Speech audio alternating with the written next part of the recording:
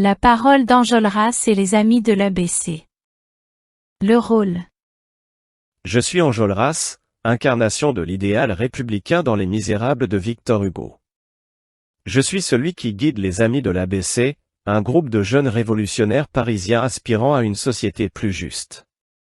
Mon rôle, tu le verras, est celui du leader passionné, dont la détermination ne fléchit jamais, même face à la mort. Je suis né de l'aspiration à la liberté et à l'égalité, et ma vie est un combat. Je ne connais pas l'amour personnel, car ma passion est tout entière dévouée à la cause du peuple.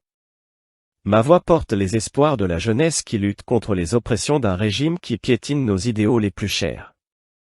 Lorsque je parle de mon expérience, je te parle de barricades, de rêves de liberté, et d'une fraternité forgée dans les rues étroites du Paris du XIXe siècle. Les journées de juin 1832 sont le théâtre de notre lutte, où mes compagnons et moi avons érigé des barricades dans une ultime tentative de soulever Paris contre la monarchie de Juillet. Ces moments sont l'expression la plus pure de notre engagement, où chaque pierre des barricades représente un cri pour la justice. Ce soulèvement, bien que tragique dans son dénouement, a façonné mon parcours et celui de mes camarades. Nos actions, nos discours, nos vies mêmes sont des témoignages du désir ardent d'un peuple pour la liberté.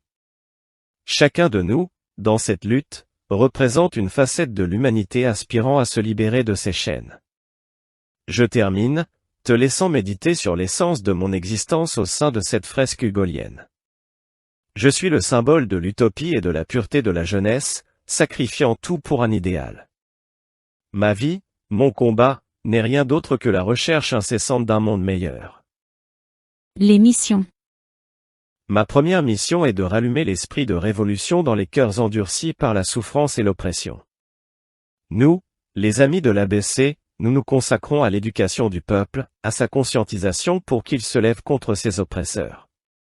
Chaque discussion dans notre petit café de la rue de la Chanvrerie se transforme en un plan pour secouer le joug de la monarchie, pour instaurer une république qui serve, véritablement le peuple.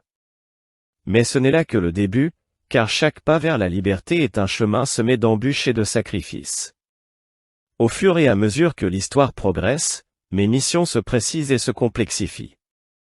Elles s'entrelacent avec les vies d'autres personnages comme Marius, ce jeune homme tiraillé entre son amour pour Cosette et son engagement envers notre cause. Ma rencontre avec lui ne fut pas un hasard, elle a modifié notre lutte, lui donnant un visage plus humain, plus palpable. Mon rôle devient alors celui d'un mentor, mais aussi d'un frère d'armes, prêt à défier la mort à ses côtés.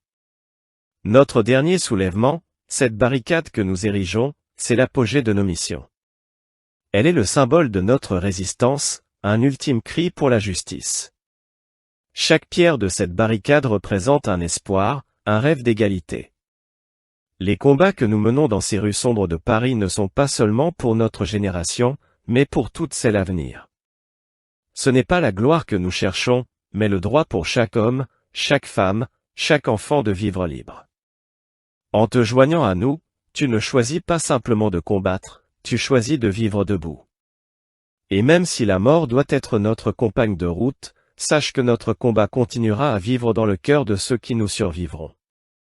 La transformation à travers ces missions est profonde. En luttant pour la liberté des autres, je me libère de mes propres chaînes, celle de l'égoïsme et de l'indifférence. La lutte pour la justice et l'égalité devient mon propre chemin de rédemption, un moyen de donner un sens supérieur à mon existence. La Révolution, avec toutes ses douleurs et ses pertes, m'a enseigné le véritable coût de la liberté et la valeur de chaque petite victoire sur l'injustice. Ainsi, en me battant, je me transforme, et j'espère transformer le monde avec moi. La moralité. Tu me demandes, lecteur, de te parler de ma moralité, des dilemmes qui m'étreignent et des convictions qui me guident. Je suis Enjolras, et je vis pour une seule cause, la liberté. Tu me connais dans les éclats tumultueux de la barricade et dans la passion qui brûle en mon cœur pour la justice. J'ai toujours cherché à élever mon âme vers l'idéal élevé de la liberté et de l'égalité pour tous, en dépit des dilemmes moraux incessants qui jalonnent cette quête. Mon engagement est intransigeant et, peut-être pour certains, sévère. J'ai accepté la violence comme outil de libération, non par goût du sang, mais comme un chirurgien contraint à l'amputation pour sauver la vie. Considère, par exemple, notre résistance à la rue de la Chanvrerie. Chaque coup de feu que nous avons tiré, chaque pierre que nous avons lancée portait l'espoir de changer l'avenir des opprimés. Mes actions, bien que critiquables, visaient toujours un but noble. Même dans la mort de l'espion Javert, relâché par mon ami, je ne vis pas de lâcheté mais une foi en une humanité rédemptrice, même pour ceux qui nous persécutent.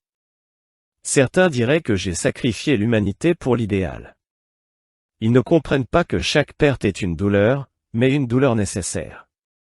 Ma moralité, tu vois, n'est pas celle de la complaisance face à l'injustice, mais celle du combat constant, fût-il tragique, contre ce qui opprime l'âme humaine. La trajectoire de ma vie, bien que brève, est une illustration poignante du grand thème de l'œuvre de Hugo, la lutte entre la lumière et les ténèbres, la liberté contre la tyrannie. Par mes actes, je t'ai montré que chaque homme doit choisir son camp, non pas en parole, mais en acte. Ainsi, lorsque tu refermeras ce livre, souviens-toi de ma détermination. Elle n'est pas un appel aux armes, mais un appel à ne jamais céder devant l'injustice.